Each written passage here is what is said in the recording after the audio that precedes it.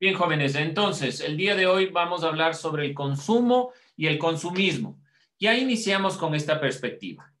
Vamos puntualizando. El consumo hace referencia a una actividad del individuo orientada a satisfacer una necesidad que se estima prioritaria para la calidad de vida. Si usted necesita entonces comprar un teléfono celular porque necesita entrar a clases, eso es una prioridad, porque le permite tener una calidad de vida buena. A eso nosotros llamamos propiamente consumo. En cambio, ¿qué es el consumismo? Ustedes dirán lo contrario, el consumo. Sí, pero ¿qué es el consumismo? Vamos definiendo. No se olvide tomar en cuenta esto. Ya lo introdujimos, pero falta alguna perspectiva para ir complementando. ¿Qué es el consumismo si esto es el consumo? ¿Ideas? ¿Cómo definiríamos consumismo si por consumo entendemos lo que está en la imagen? Opine. ¿Qué será entonces el consumismo?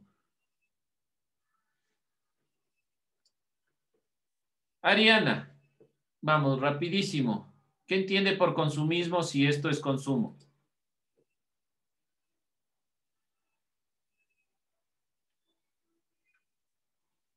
Según lo que está en la diapositiva, o sea, el consumo, o sea, pero ¿a qué le hacemos referencia con eso del consumo, Felisa? Porque hay muchas formas Esto es de comercializar. consumo y esto es consumismo. ¿Cuál es la diferencia o cómo definiría usted consumismo si por esto que estoy señalando aquí entendemos el consumo, que es consumismo? Las personas que gastan demasiado en cosas innecesarias. Perfecto, así de fácil y sencillo. Sencillito. Las personas que gastan en cosas innecesarias. Si el consumo es algo necesario, el consumismo es algo innecesario. Sencillo. No le estoy pidiendo la respuesta filosófica, ¿no? Sencillo, lo que ustedes entiendan. ¿Quién habla de esto? El filósofo polaco Zygmunt Bauman. Bauman plantea que nuestro culto a la satisfacción inmediata, a comprar por comprar, en muchos de nosotros se ha perdido la posibilidad de esperar. ¿Qué dice o qué quiere decir Bauman con esto? Estamos encaminados siempre al comprar por comprar en ese momento, en ese rato. Después las cosas se vuelven obsoletas, innecesarias. Hemos olvidado la capacidad de esperar, dice Zygmunt Bauman. Una sociedad consumista o en una sociedad consumista el individuo no adquiere las cosas necesarias. Se siente obligado por ciertas cosas independientemente de las necesite o no las necesite. Entonces usted compró el último aparato X y no le sirvió de nada porque hacía lo mismo que el anterior aparato. Por lo tanto, compró por comprar. Hay una corriente propiamente dentro de la filosofía que se llama el utilitarismo, que vimos el año pasado, que intenta o que tiene como perspectiva el maximizar la felicidad general.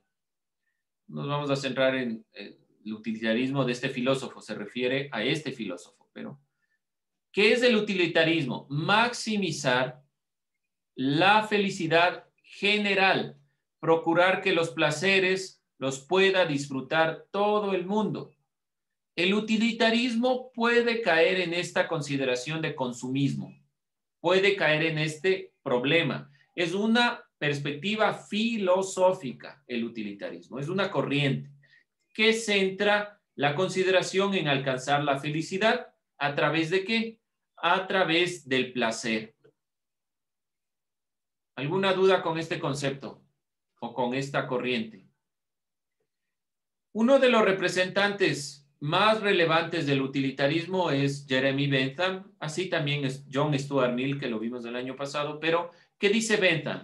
Lo útil se define como aquello que satisface una necesidad. ¿Una necesidad básica? No necesariamente. Cualquier tipo de necesidad, dice el utilitarismo. El utilitarismo, según Jeremy Bentham, es la posibilidad de alcanzar la felicidad a través del placer. ¿Qué es el placer? Aquello que satisface, es útil para una necesidad. Por eso se llama utilitarismo esta corriente, porque plantea que hay cosas útiles que nos permiten llegar a ser felices. Puede ser cualquier cosa. Como puede ser cualquier cosa, entonces yo consumo todo el tiempo chocolates, digámoslo así, sin importar qué consecuencias tenga. ¿Por qué? Porque me es placentero y me es útil. Y sigo dentro del círculo del consumo. ¿Qué pasa en el utilitarismo en una sociedad de consumo? En una sociedad de consumo, este patrón quiere obtener el mayor rendimiento posible a costa de las personas para tratar de alcanzar el éxito, lo cual representa una autoexplotación. Todo el tiempo estoy compitiendo y veo solo las cosas que son útiles. Si una persona, por ejemplo, no es útil, entonces la dejo de lado. Tengo un grupo de personas, digamos, voy a hacer un grupo. En mi grupo son 5 personas. De esas 5 personas yo considero que una no aporta nada. Por lo tanto, no la considero útil y la dejo de lado. Ese es el problema del utilitarismo en la sociedad de consumo. El utilitarismo obviamente no estaba pensada para la sociedad de consumo, estaba planteada principalmente para pensar o analizar una forma filosófica de vivir, de entender la realidad. Pero a la larga vemos este problema. ¿Sí? Ese es el utilitarismo en la sociedad de consumo. Solo vemos los beneficios. ¿Qué rédito me genera? Y a la larga es una autoexplotación. Vemos ahí algunos elementos. En la sociedad de consumo, todo se lo reduce al dinero, a la utilidad que genera. Ese es el problema con el utilitarismo en la sociedad de consumo. Solo lo que importa es la utilidad, que genere dinero. Y con esta perspectiva terminamos esta parte porque vamos a concluir el placer en la sociedad consumista moderna revisando algunos otros elementos. La política y la sociedad de consumo. La sociedad de consumo maneja la vida íntima como si fuera un espectáculo de farándula. La sociedad de consumo plantea que todo puede ser vendido, hasta nuestra propia vida privada. Y nos quedábamos con esta pregunta. Bueno, ¿por qué la sociedad de consumo promueve el utilitarismo? ¿Por qué promueve el utilitarismo? Porque una sociedad de consumo realmente lo que incrementa es la utilidad o el beneficio que me puede dar un objeto, una persona, cualquier cosa. Entonces, una sociedad de consumo promueve un utilitarismo basado únicamente en la utilidad del objeto. Sí promueve entonces el utilitarismo. Porque si la sociedad de consumo es consumir, comprar, comprar, comprar, solo le estamos viendo la utilidad inmediata, es decir, por ese tiempo corto del objeto. ¿Alguna duda hasta ahí? ¿Inquietud? Sí está claro, ¿no? ¿O no? ¿Claro? Sí. Vamos a complementar. Esta segunda parte de este tema, principalmente lo que quiero yo en ustedes es que generen reflexión. Vamos a ir revisando entonces esta segunda parte. ¿Cuál era nuestro tema?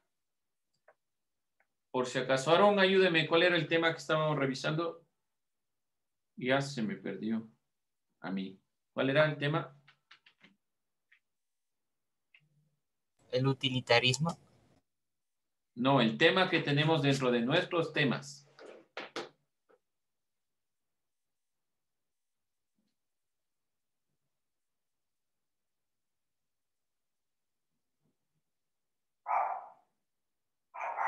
¿Cuál era el tema? Ahí es, nuevamente. No quiero enviarles nuevamente que suban los temas porque me están subiendo otras cosas. ¿Cuál era el tema? Mateo, ¿cuál era el tema?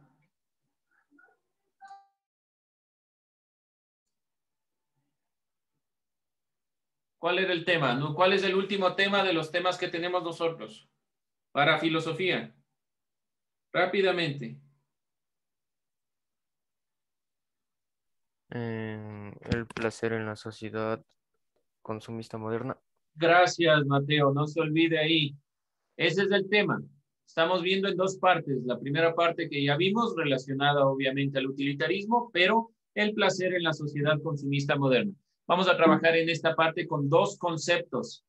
Bueno, esto un desglose de lo que ya vimos. La sociedad consumista no adquiere lo que precisa, sino compra ciertas cosas que realmente no necesita. Vamos a ver dos conceptos. Obsolencia programada y el concepto de obsolencia percibida. ¿Qué es la obsolencia programada? Todos los objetos, sobre todo los tecnológicos, están programados para que en una cierta fecha su sistema operativo deje de funcionar y usted tenga que botar y comprar otro. Esa es la obsolencia programada. Por ejemplo, los teléfonos celulares, por lo general, utilizan esta forma de obsolencia para eliminar sus implementos. Vemos, por ejemplo, teléfonos celulares de alta gama como de iPhone, como Samsung, en sus gamas altas, Huawei, lo que sea, que utilizan implementos electrónicos de alta calidad. No utilizan plástico que se daña o se rompe, sino utilizan otros implementos. En la utilización de estos otros implementos, ¿por qué razón se va a dañar mi teléfono? ¿Por qué se va a dañar tan rápido? Eso es propiamente la obsolencia programada. Cuando se programa los teléfonos para que se dañe la batería, para que la batería dure ciertos ciclos, no dure más, para que el sistema operativo dure un cierto tiempo y posteriormente se dañe. A eso llamamos obsolencia programada. Y aquí tenemos algunas definiciones. Tras un periodo de tiempo calculado de antemano por el fabricante, este se torna obsoleto, el objeto que compramos. No funciona, es inútil o inservible. Eso es obsolencia programada. Según la Organización de las Naciones Unidas, generamos aproximadamente unos 50 millones de toneladas de residuos electrónicos al año. Es sumamente grave la situación de desperdicio electrónico que tenemos en la actualidad. Esos residuos suelen acabar en vertederos ubicados en países en vías de desarrollo de Asia y África. Ese es el problema más grave que se encuentra aquí. ¿Alguna pregunta sobre obsolencia programada? ¿Alguien que no haya entendido? Por favor, anote. Esto sí, seguramente, no seguramente, va a aparecer dentro de la evaluación. Obsolencia programada. Entonces, ¿qué es?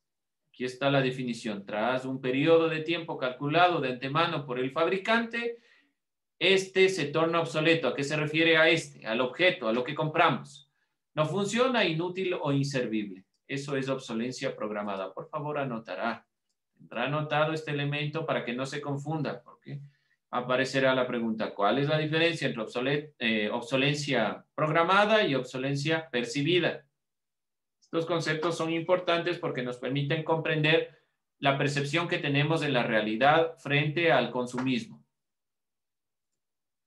¿Alguna duda, pregunta o que necesitan que regrese alguna diapositiva? No. Listo. Vamos con obsolencia percibida. ¿Qué es la obsolencia percibida?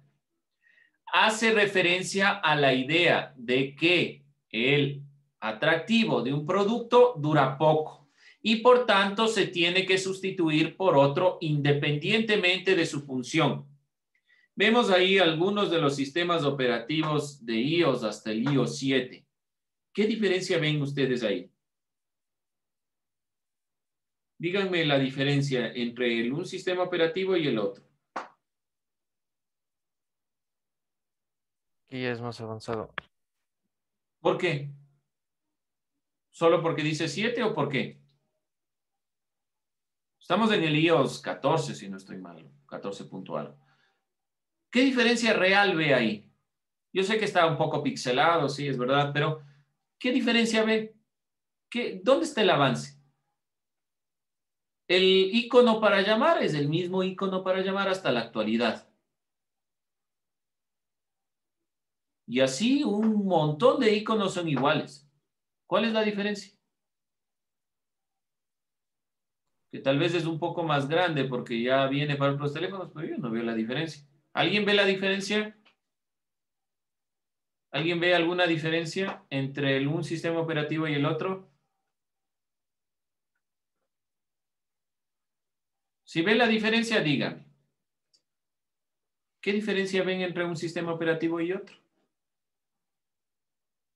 En el iOS 1, el 2.0, 3.0, 4, 5, 6, 7. Y vemos así sus teléfonos celulares. Por ejemplo, ¿qué diferencia hay entre el iPhone 11, 12 y 13? Es mínima la diferencia. Entre el 12 y el 13 va a tener algunas adecuaciones. Pero entre el X, el 11 y el 12, no hay casi diferencias. ¿Y por qué la gente entonces compra tantos teléfonos nuevos? ¿Por qué cambian del 11 al 12 si no hay tantas diferencias? Nos introducen pequeñas diferencias, que es la obsolencia percibida, que las personas supuestamente perciben, pero que en realidad de fondo no existe. Tal vez en los teléfonos celulares en base en Android haya algunas diferencias entre marcas y marcas. No es lo mismo el sistema operativo en Samsung que en Xiaomi o qué sé yo. Pero de todos modos, de un teléfono a otro de la misma marca no cambia mucho. ¿Y en qué se basan para vender? En la propaganda. Este es el punto central de la obsolencia percibida. Para que las personas se den cuenta de la supuesta diferencia, utilizan la comunicación, la propaganda, las redes sociales para implementar. Ahí vemos dos casos, dos ejemplos de propaganda. Y se va introduciendo en las marcas. ¿Por qué a veces lo que compramos no es un teléfono celular, sino una marca? Entonces ustedes compran el protector del celular donde existe un hueco gigantesco en el celular para que se vea que es un iPhone. ¿Por qué razón? Porque en realidad estamos comprando una marca y no un teléfono celular. Eso se introduce en nuestra mente y es propio del consumismo y propio de esta obsolencia percibida. Entonces sale el nuevo teléfono y yo quiero comprarlo no porque tenga algún beneficio, sino porque evidentemente yo creo que el anterior es malo. Y hasta la actualidad, por ejemplo, los teléfonos celulares que todavía tienen sistemas operativos que funcionan, siguen siendo o son a veces mejor que los nuevos. Que sea nuevo no quiere decir que sea mejor. Para lanzar algo estandarizado en el mercado, el vendedor magnifica sus cualidades, sustentándose en diferencias irrelevantes, de donde resulta que la marca o la apariencia tienen que impresionar más que el objeto en sí mismo. Ahí vemos dos ejemplos. El S10 y el S20, el XR y el 11, para puntualizar qué teléfonos son. ¿Qué diferencia hay entre el uno y el otro en iPhone? Ninguna, solo aumenta una cámara. El procesador es algo nuevo, por ejemplo, entre el uno y el otro, es decir, que es un poco más rápido. ¿Qué significa un poco más rápido? Nada en la realidad, entre un teléfono y otro. Sucede lo mismo con Samsung. ¿Sí? Tal vez hay actualizaciones, sí, pero, por ejemplo, el XR tiene las mismas actualizaciones que el 11. Pantalla, especificaciones, ustedes busquen, las especificaciones del XR y el 11 son exactamente las mismas. No hay ninguna diferencia. No digo del 11 Pro ni nada por el estilo. Busquen el 11 y el XR y van a encontrar que son las mismas especificaciones. Lo que aumenta es que tiene una cámara más. Y así nos venden. ¿Y cuánto cuesta más el 11 que el XR? Cuesta 30-40% más de lo que cuesta el XR. Y aquí en el Ecuador hasta 50% más de lo que cuesta el otro. ¿Sí? ¿Por qué razón? Porque este era nuevo en su época. Obviamente ya vino el 12, pero siguen siendo especificaciones muy parecidas entre uno y otro. Y aquí sucede lo mismo entre el S10 y el S20 en Samsung. No se diga el S20 y el S21. Por poner ejemplos, ¿sí? ¿Alguna duda, inquietud, algo en lo que no estén de acuerdo? No, profe, yo tengo el 11 y es una maravilla. Yo tengo el 20 y es una maravilla. ¿Alguna duda, inquietud o crítica? Entonces, nos venden esta idea. Nos venden la idea de que lo nuevo es mejor, que tiene más cambios, mejores cosas, y de fondo lo que estamos comprando es el aparato, es el objeto, nada más. Solo la estética que cambia a veces, y a veces ni eso. Eso lo vemos también en las publicidades de autos, que es mucho más evidente. Y una de las empresas que ha trabajado mucho con la publicidad para vender, la compañía Coca-Cola. Aquí sí realmente Coca-Cola ha trabajado mucho en publicidad. Sus publicidades son además premiadas por la utilización de colores, la utilización de las perspectivas. ¿Qué trata de vender Coca-Cola? Además de la cola en sí mismo, es decir, del producto, de la gaseosa. En realidad lo que quiere vender es este sentido de la familia, de la estabilidad, de todos estos elementos. Hay un engaño detrás de la propaganda. Es la utilización de la propaganda. Los medios de comunicación social han tenido un rol sumamente importante para promover el consumismo. Sin los medios de comunicación, el consumismo no hubiera despegado de la forma que despegó. Tanto redes sociales, tanto el internet, la televisión, todos sirven para eso. Y uno de los elementos que yo soy altamente criticado, o que yo he criticado, que soy altamente criticable, el punto principal en cual yo me centro para la crítica de estos medios son los libros de autoayuda. Ahora, yo no digo, vaya, tome los libros de autoayuda que tengan sus parientes o que tenga usted y le vote. No, ese es el punto. Sino que los libros de autoayuda nos dicen cómo alcanzar supuestamente la felicidad. Nos dicen cómo podemos alcanzar el éxito. Cuando nunca nos explican dentro qué es el éxito o qué es la felicidad. No nos dicen qué es. Simplemente dicen, mire aquí, ejercicios psicológicos para liberar las energías positivas de la que disponemos todos. Obviamente, todos disponemos de positivismo. ¿Por qué tengo que comprar un libro para saber algo que ya sabemos? Porque estamos acostumbrados, a comprar para entender la realidad. ¿Algún comentario, alguna crítica, alguna opinión sobre esto que hemos estado revisando? No se olviden entonces los dos conceptos y la idea es que usted se genere preguntas, dudas, inquietudes. Con eso cerramos este